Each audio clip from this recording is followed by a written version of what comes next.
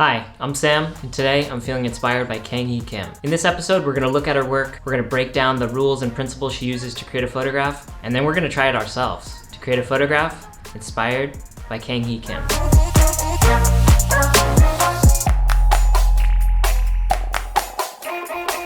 This is Kang-hee Kim. She goes by Tiny Cactus online. She's this Korean visual artist and photographer who now lives in New York. She's got this fantastical style of these dreamlike composites that are just oozing with colorful escapism. Here's a quote from her that I like. She says, "My work involves a juxtaposition of mundane scenes in New York and beautiful scenery outside the city. As much as I love the city, I also miss being out in nature." And to me, that's a pretty good summation of this body of work. These photos have this wonderful surrealism to them, almost like a window into another world. And I think that's what she's getting at because she's had trouble in the past with her visa and hasn't been able to travel for long periods of time.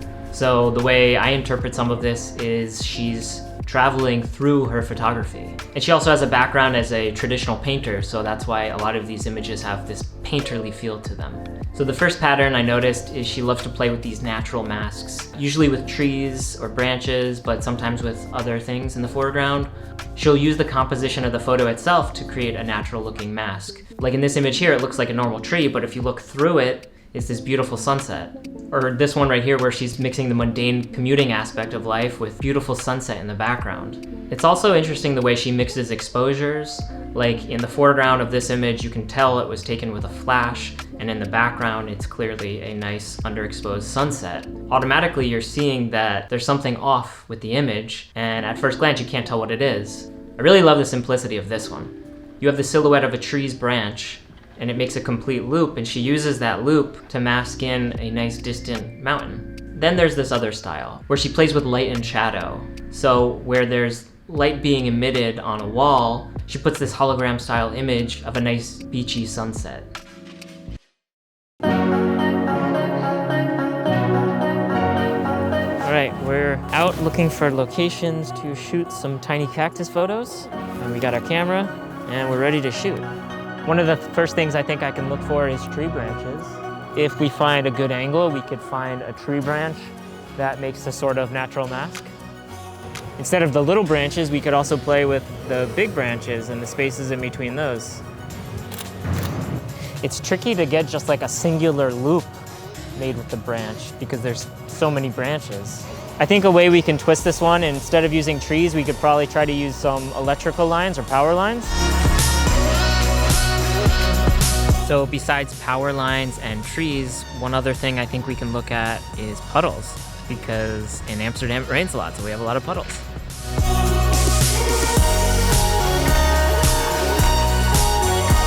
One other trend I see from Tiny Cactus is her use of light. She loves to use light that streams in through the blinds of a window. We're in the lucky circumstance right now of having actual direct sunlight here in Amsterdam. It's making some really nice patterns on the wall.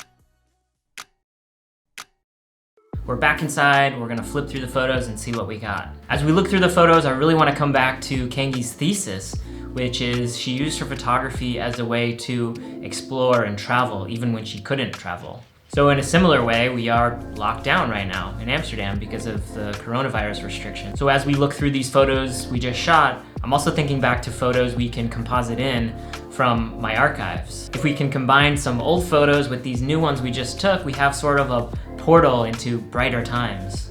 A lot of the editing is just repositioning and auditioning different cloud pictures or sunset pictures and seeing what looks best. Playing with blending modes and masks to reveal some things but hide other things. So the techniques are pretty simple. The first step is to mask out the original puddle, which is pretty simple because it has a distinct outline. And then we're gonna make a folder, we're gonna apply the mask to the folder itself so that we can put our sunset or cloud image in the folder and then apply another mask to the layer itself. This gives us a little more control, so we have the one mask around just the whole puddle, and then we have a more defined mask around the cloud itself. It's actually pretty straightforward to copy somebody's technical technique, but the real opportunity would be to draw inspiration from somebody's work and then build on top of it. And that's what I was trying to do by introducing puddles. Because sure, we can find some trees and power lines and do roughly the same exact thing, but where I am now in Amsterdam, there's a lot of puddles because there's a lot of rain. So I thought it would be a good opportunity to twist the technique a little bit. At the end of the day, here are some of the shots that I created inspired by Kangi. So you can let me know in the comments which one you like best, or if you didn't like any of them at all, if you thought I failed in recreating her style. Either way, thanks for watching, and I'll see you in the next one. Peace.